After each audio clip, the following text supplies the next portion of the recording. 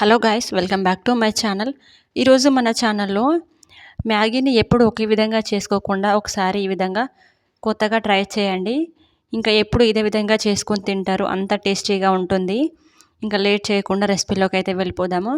ఈ రెసిపీ కోసం నేను కొన్ని క్యాప్సికమ్ ముక్కలు, బఠానీలు, క్యారెట్ ముక్కలు, ఒక చిన్న ఆనియన్, గార్లిక్, రెడ్ చిల్లీ, తరిగిన అల్లం, అలాగే 70 గ్రామ్స్ వరకు ఇన్స్టంట్ నూడిల్స్ని అయితే తీసుకున్నాను.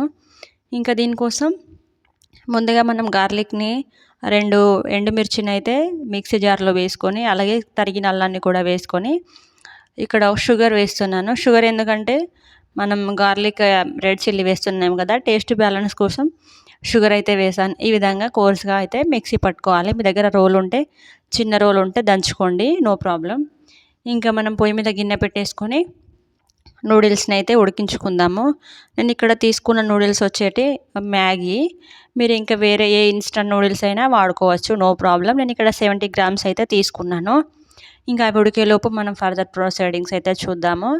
పొయ్యి మీద గిన్నె పెట్టుకొని ఆయిల్ వేసుకొని జీలకర్ర వేసాను. జీలకర్ర ఫ్లేవర్ బాగుంటుంది, మీకు నచ్చకపోతే స్కిప్ చేసేసుకోవచ్చు.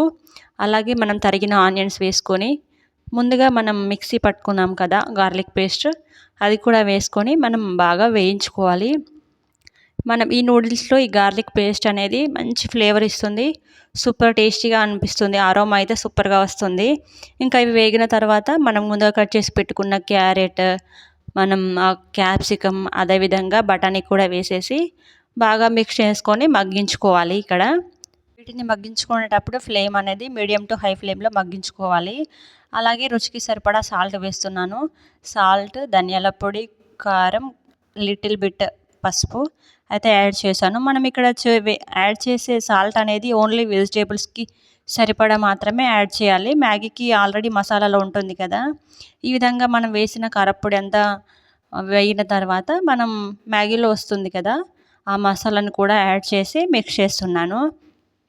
ఇంకా ఈ విధంగా మిక్స్ చేసేసుకొని తరిగిన కొత్తిమీరని కూడా వేసి మిక్స్ చేస్తున్నాను. మనం పక్కన బాయిల్ చేసి పెట్టుకున్నాం కదా నూడిల్స్ని, ఈ విధంగా కంప్లీట్గా వేగిన తర్వాత ఆ నూడిల్స్ని కూడా వేసేసి మనం బాగా మిక్స్ చేసుకోవాలి.